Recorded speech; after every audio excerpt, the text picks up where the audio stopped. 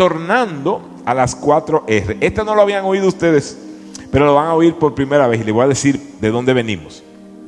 Ok, de esto sí es un repaso.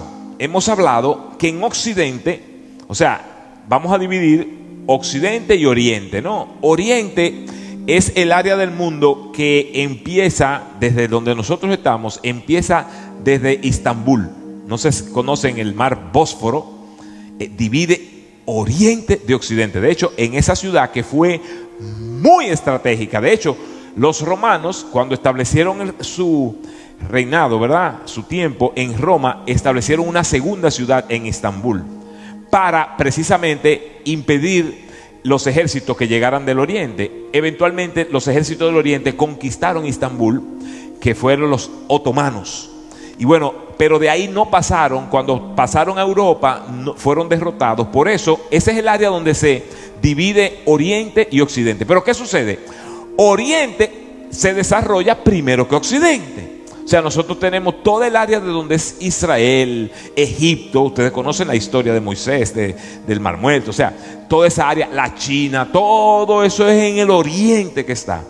Y hay dos culturas muy diferentes. El que ha podido, yo he tenido la oportunidad, mi esposo y yo, de ir a esos lugares, se dan cuenta que los valores de las culturas son totalmente diferentes. O sea, por ejemplo, usted se da cuenta que en Oriente se valora mucho estar en paz. Y por eso se medita mucho, la gente toma mucho tiempo para eso. En el Occidente se valora otra cosa, se valora tener cosas grandes, se valora tener cosas valiosas, se valora el consumismo. Son dos culturas totalmente diferentes, pero no olvidemos que el evangelio que nosotros recibimos nació en el Oriente.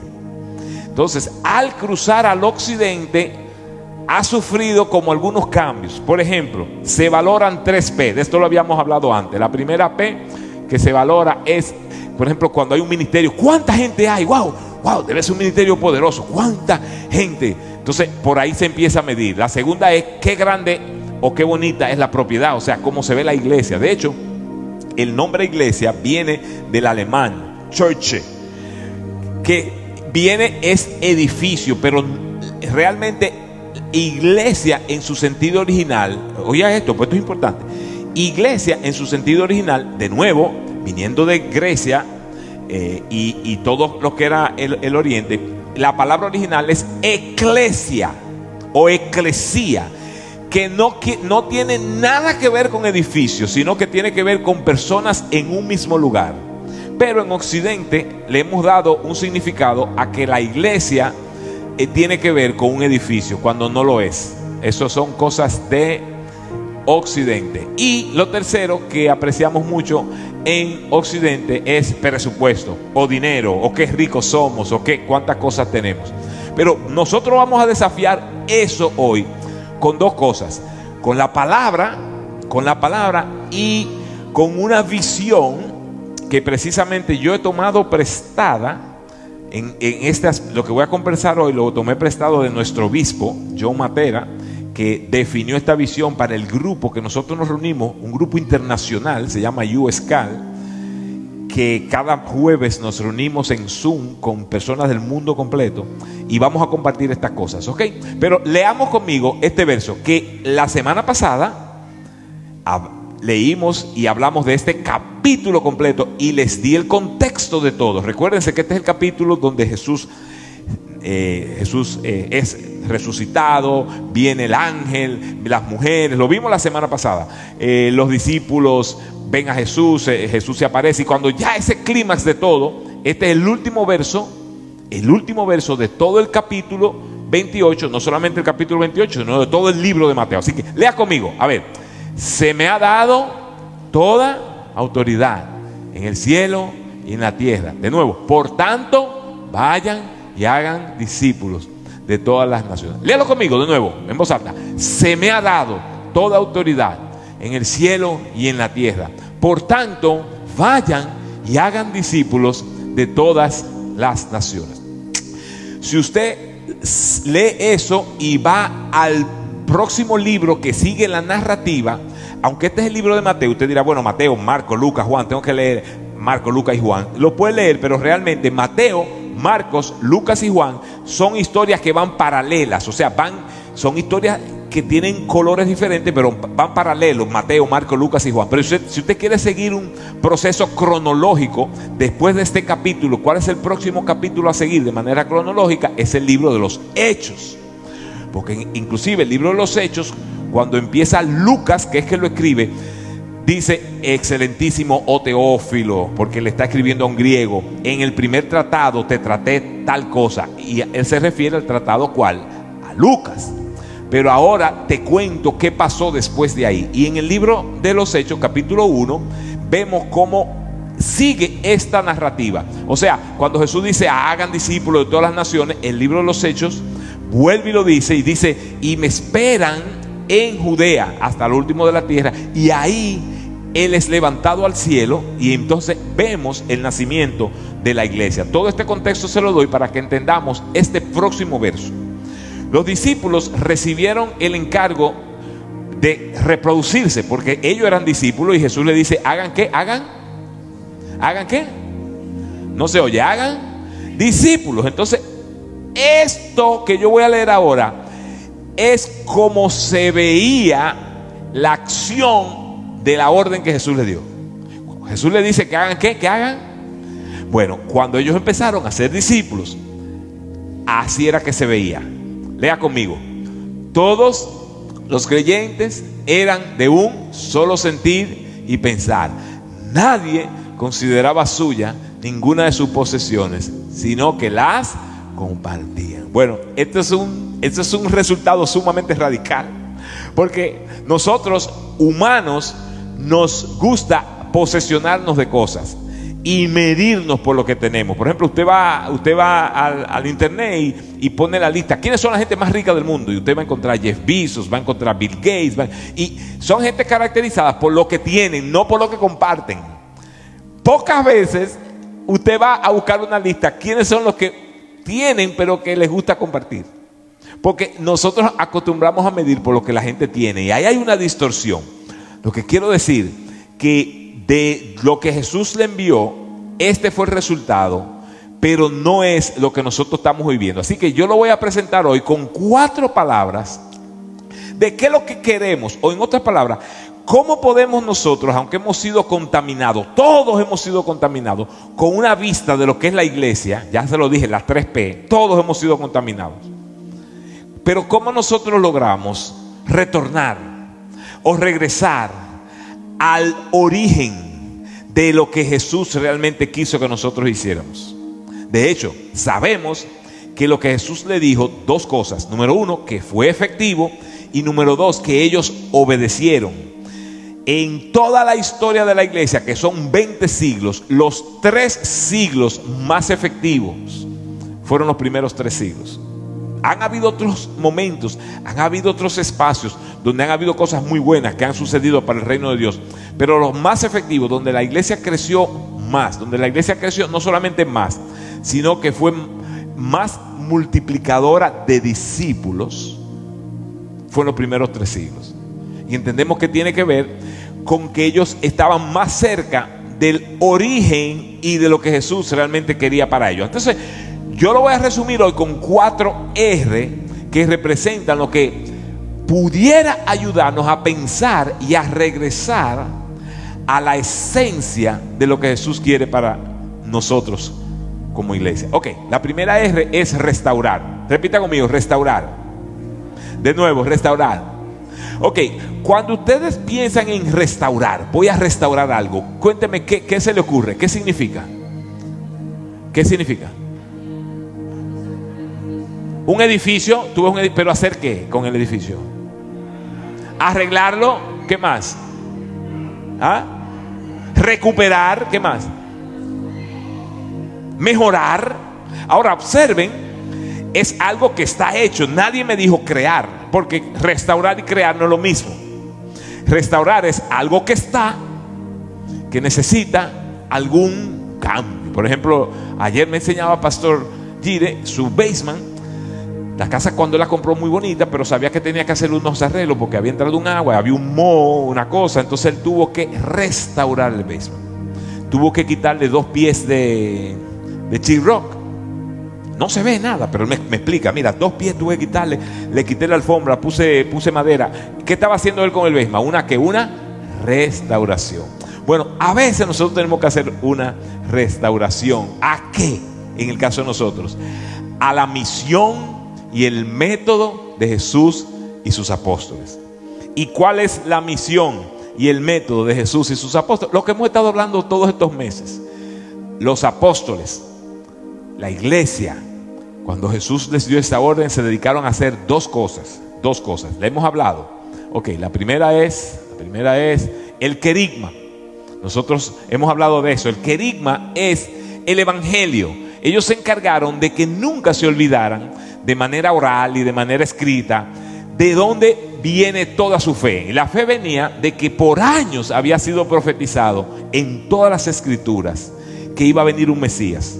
Y que iba a venir un Mesías. Inclusive el libro de los Salmos, en el capítulo 22, usted lee que dice, wow, hasta cómo iba a sufrir el Mesías. Antes de nacer, en el libro de Isaías decía, como oveja fue llevado al trasquiladero.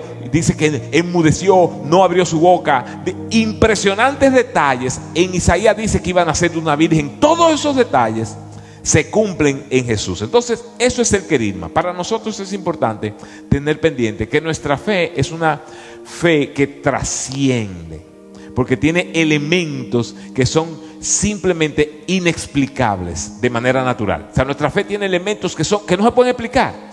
¿Cómo usted puede? Por ejemplo, Jesús predice su muerte y cómo iba a resucitar, y todos esos detalles tenían cientos de años escritos y eventualmente suceden exactamente como él lo predice. Tanto es así, y todo el mundo lo sabía, que cuando él muere, observe, cuando él muere, ellos ponen una piedra, lo vimos la semana pasada, una piedra para que nadie se le ocurra tratar de forzar que se cumplan las escrituras como Jesús, como se había dicho en las escrituras, que era que él iba a resucitar. Ellos dicen, bueno, como dicen que va a resucitar y las escrituras dicen, vamos a tratar de impedir que esto suceda, y ponen una piedra que no se podía mover con nadie. O sea, era un ejército que se necesitaba para mover esa piedra. Pero como los planes de Dios nadie lo puede interrumpir, esa piedra la movió un solo ángel. Lo vimos la semana pasada. Dice que a ver quién se recuerda, que se veía como un ¿qué? Como un relámpago. Dice que más blanco que la nieve. No me recuerden la nieve todavía. Bien, entonces 2 cosas. Querigma, que fue a ver quién me dice, ¿qué es el querigma? El evangelio. ¿Y qué compone el querigma? ¿Qué tiene? ¿Qué tiene? Las profecías sobre un ¿qué? Sobre un Mesías. Ok. Pero entonces había otro componente que es lo que se llama didaché.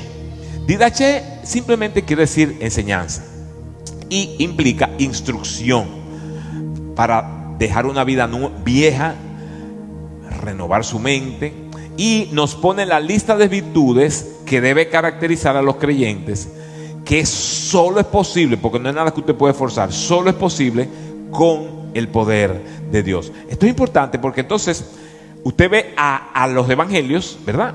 Primero vamos atrás. Usted ve el Antiguo Testamento. El Antiguo Testamento tiene todas las profecías que apuntan al Mesías, a Jesús. Eso nos da el querigma. El Nuevo Testamento nos da el querigma en vida. Está dentro, está aquí con nosotros. Después viene el libro de los Hechos, que es la historia de la iglesia. Pero luego del libro de los Hechos, todo lo que viene es el didaché. Excepto el último libro, eso es otra historia, que es el Apocalipsis. Pero el resto es el didaché, que es la enseñanza. Ok, ahora que hemos recibido el querigma, ahora que hemos recibido al Mesías, ¿qué hacemos? ¿Qué hacemos? Y ahí llegan las cartas de Pablo, ahí llegan las cartas de Pedro, ahí llegan las cartas de Santiago, que nos enseñan precisamente cómo vivir una vida de virtudes que solamente es por el poder de Dios. Eso se necesita restaurar. Eso se necesita restaurar, porque estamos viviendo en un tiempo donde los cristianos o los llamados cristianos no parecen ser diferentes al resto del mundo. Tienen las mismas, los mismos niveles de problemas, los mismos niveles de estrés, los mismos niveles de consecuencias de estilo de vida, las mismas. Hay muy poca diferencia. Entonces, eso se necesita restaurar, porque nosotros vimos la diferencia de ese grupo de discípulos contra el resto. Dice que compartían todo, o sea, vivían una vida que de comunidad, una vida de amor, una vida de diferente. De hecho, hay un verso en el mismo libro de los Hechos que cuando los observaban los de afuera decían: mira cómo se aman. Así que había algo muy diferente en ellos que quizás hoy no se puede decir de nosotros. Eso necesita ser restaurado. De ahí viene la palabra restaurar. Esa es una visión de retornar a ese momento, ¿verdad? Donde por el querigma y por el didaché empezamos a vivir vidas diferentes al resto. Ok, aquí viene la segunda R. La segunda R es reconciliar. Por cierto, estas 4 R que las tomé de Bishop Matera, da la casualidad de que las 4 son R en inglés y son R en español, que eso no siempre pasa. Pero la R de restaurar es restore. La segunda de reconciliar es reconcile. ¿Reconciliar qué? ¿Qué es reconciliar? A ver, ¿qué implica? Ya dijimos que la palabra restaurar implica tomar algo que hay que hacerle algún arreglito para volverlo a poner como era, ¿verdad? Ahora, ¿qué es reconciliar? A ver, ¿qué ustedes piensan cuando piensan en reconciliar? ¿En qué piensan? Volver a unir. ¿Pero unir qué? Algo roto, pero en particular, cuando hablamos de reconciliar, estamos hablando de reconciliar banco, de reconciliar silla, mayormente hablamos de reconciliar ¿qué? Personas, relaciones. Personas. Vivimos en un mundo donde hay muchas relaciones rotas, en nuestras familias, en nuestros trabajos, en cuantas cosas. Mire, hemos tenido dos cosas nos han sucedido y no peleen conmigo, pero en este último año hemos tenido 2 cosas que en vez de unirnos nos ha dividido.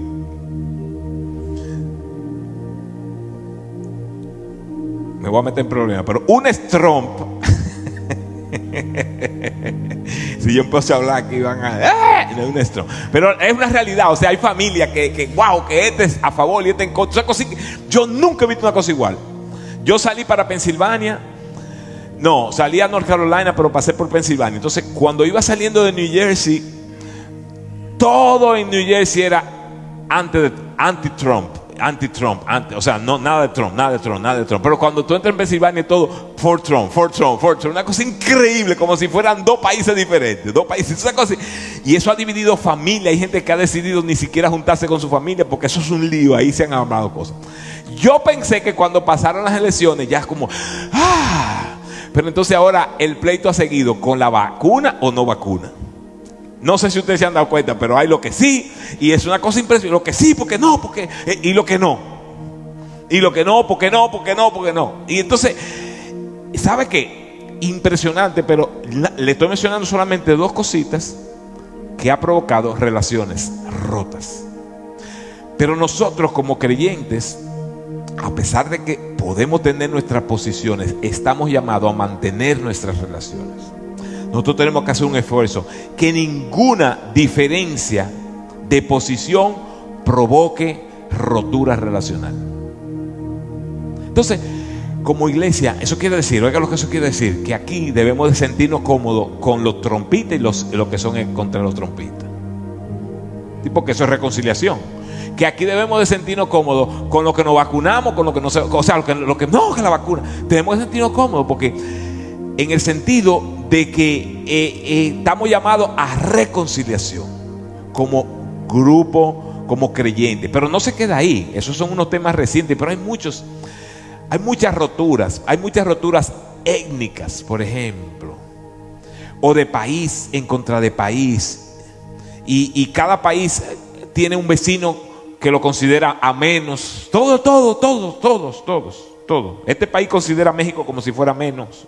Todo país tiene, la República Dominicana considera a Haití como si fuera menos. O sea, pero ese no es el espíritu de la fe que nosotros tenemos. El espíritu de la fe que nosotros tenemos es que unir, poner en, amarrar. Aquí, por ejemplo, en este país, una de las grandes divisiones es de color. O sea, y no es relajo. O sea, nosotros quizás no la hemos vivido porque no somos ni blanco ni negro. De hecho, nosotros somos mayormente, nosotros los dominicanos, yo no sé si ustedes saben, nosotros los dominicanos nos inventamos un color que no existe en ningún país del mundo. Indio se llama ese color. O sea, el indio obviamente es una etnia porque viene de indio, pero nosotros en Santo Domingo no tenemos ningún indio porque lo mataron todito. Pero entonces, para que como no somos blancos, para que no nos llamen negro ni prieto, nos llamamos indio. Entonces, escucha, tiene varias,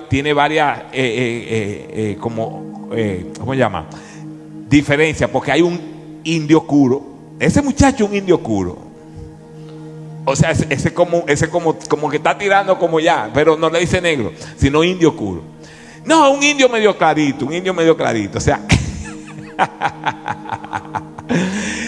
ese es el tipo así nosotros manejamos eso en Santo Domingo, ¿verdad? Pero aquí no, aquí se maneja entre afroamericanos y blancos. Y ustedes saben, eso es un lío espectacular. De hecho, fíjese si la iglesia ha hecho un mal trabajo de reconciliar, que Martin Luther King Jr. dijo una frase que se repite y que es real el día de hoy. Él dice: las 11 de la mañana es la hora más segregada de los Estados Unidos, de los domingos. Las 11 de la mañana de los domingos es la hora más segregada de los Estados Unidos. ¿Sabe por qué? Porque los negros van a sus iglesias de negro y los blancos van a su iglesia de blanco, en general. ¿Usted cree que eso es un buen testimonio? Eso no es un buen testimonio. Cada vez que nosotros solamente vamos y estamos con las personas con las que nos sentimos cómodos, no estamos reconciliando. Porque reconciliar es estar en grupos con personas de diferentes posiciones, diferentes colores, de diferentes orígenes. Por eso la bendición, cuando comunidad cristiana está caminando bien, la bendición es tener todas las nacionalidades representadas, donde ninguna es más que la otra, ninguna, ni nadie tiene preferencia sobre la otra, porque eso, ¿qué es lo que provoca? ¿Qué? Reconciliación. A veces en nuestros países el problema de la reconciliación es en las clases sociales. Aquí quizás no tanto, pero en nuestro país es la clase social. O sea, si tú eres rico y vives en Arroyo Hondo, no te juntas con la gente de Manganagua o de Capotillo. Bueno, realmente en Capotillo ni la policía llega, tú sabes. Pero ustedes me están siguiendo. O sea, que generalmente nuestra sociedad nos empuja a ¿qué? A dividirnos. Y nuestra fe nos empuja a ¿qué? A relacionarnos, a reconciliar. ¿Qué quiere decir? Que en una comunidad donde hay un buen espíritu, donde hay un espíritu de reconciliación, juntos en un mismo lugar, deben haber blancos, negros, indios, clase social alta, clase social baja, profesionales, no profesionales, grandes, chiquitos, jóvenes, adultos, viejos, todos, porque eso es lo que provoca la reconciliación. La palabra dice que Él vino a reconciliar al mundo con Él, y en consecuencia nosotros entonces tenemos que tener un espíritu de reconciliación. Yo les voy a estimular, no solamente en la comunidad, pero en su trabajo y en su familia, encuentren las personas que de manera natural les fueran lejanas de usted, por como el mundo la ve, y provoque esa reconciliación. Yo disfruto muchísimo cuando voy a Santo Domingo y puedo relacionarme con un haitiano y le doy preferencia, lo siento conmigo, lo traigo. Yo lo disfruto enormemente, porque lo normal en mi sociedad, y lo digo con vergüenza, no lo digo con orgullo, lo normal es que los consideremos menos. Y no lo estoy tomando con los dominicanos. Cada sociedad lo tiene. Cada sociedad tiene a quien considera más y a quien considera menos. La sociedad de Jesús lo tenía. Los fariseos, ¿verdad?, se consideraban superiores a los publicanos. Siempre hay el que se considera más y siempre el que se considera menos. Pero en nuestra fe no es así. En nuestra fe nosotros tenemos que estar activos. ¿Quién de manera natural se puede considerar diferente a mí para yo de manera intencional irlo a abrazar y traerlo a mi circo? A veces el género, a veces hombre que tiene que ser fuerte y la mujer es ameno. Entonces asegúrese de tener espacio donde la mujer se sienta incluida. Pero nosotros como creyentes y seguidores de Jesús estamos llamados a reconciliación, a reconciliación. Y la otra es que la iglesia es el centro de la comunidad. Aquí, ¿verdad? Y en las iglesias es donde debemos tener esa expresión. La iglesia es una familia de familias. Las familias, ninguna perfecta, pero las familias funcionales, escuche bien, las familias funcionales encuentran la forma de mantenerse unidas a pesar de las diferencias. Siempre hay un hijo más inquieto y siempre hay uno más tranquilo, siempre hay uno un poco más inteligente, siempre hay uno, pero nadie en una familia funcional le está diciendo este más, este menos, sino que todos somos que una familia. Así que cuando pensamos en todo lo que hacemos como una familia, estamos honrando el principio de la reconciliación. Número 3, la R, es revivir. Y quizás ustedes no usamos mucho ese término en español, pero en inglés hace más sentido. Eso es revival. Revival es como revivir, es algo que está como medio muerto y que sube a la vida. Bueno, hay momentos y hemos tenido momentos en la historia de nuestra fe donde hay un sentido especial de la presencia de Dios.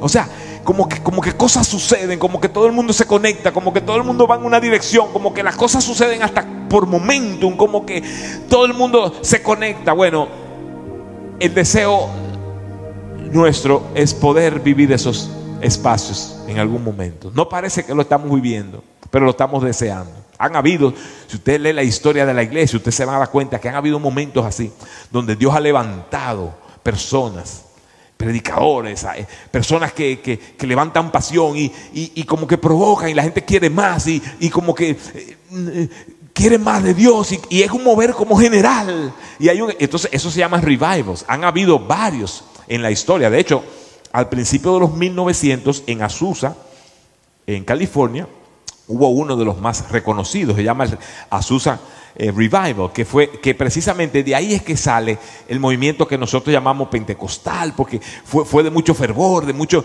cosas. Fue tremendo, que la gente se quedaba en carpas por días completos porque quería más y quería más. No sucede siempre, pero esos espacios son maravillosos cuando lo podemos tener. Y qué bueno sería nosotros poder recibir en algún momento. Yo espero experimentarlo durante mi tiempo de vida todavía en esta tierra, uno de esos revival, uno de esos momentos de revivir. Y la última y quizás la más controversial, y con esa termino, es reformar. Reformar, les voy a decir lo que es reformar, porque reformar, ya salimos de la iglesia, queremos participar en nuestra sociedad para ayudar a dejar una mejor, y eso es parte de lo que hacemos. Nosotros lo hemos hecho aquí en Elizabeth, en las oportunidades que hemos tenido. Yo tuve una oportunidad 12 años de ser comisionado de educación, que usted dirá, pero ¿qué tiene que ver eso? Tiene que ver con reformar, con ayudar a traer principios a nuestra sociedad. Pero de la misma manera Jesús dijo, me serán testigos en Judea, Jerusalén, Samaria y hasta lo último de la tierra. Cuando tenemos oportunidad de aportar para algún tipo de reforma, entonces eso es parte de nuestra visión. Y yo de hecho agradezco al obispo nuestro, a Bishop, que hace 20 años y tanto que nos conocemos, por abrir esa visión en mi vida, de que no es solamente nosotros, de que es toda la sociedad. Así que cuando ustedes oyen, cuando ustedes ven, por ejemplo, que yo tengo una oportunidad en la República Dominicana donde podemos llevar valores a todo el país, no lo desconecten de lo que estamos haciendo aquí.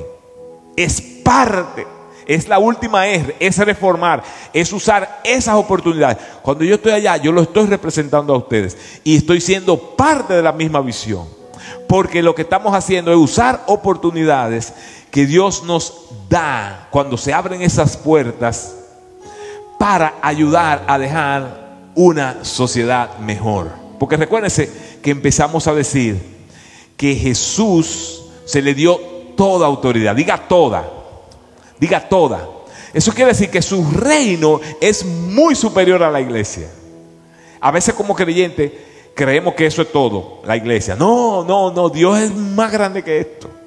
De hecho, nosotros en la organización que yo estoy participando con John Maxwell, hemos identificado 8 esferas de influencia, de la cual la iglesia o la fe es una de ellas.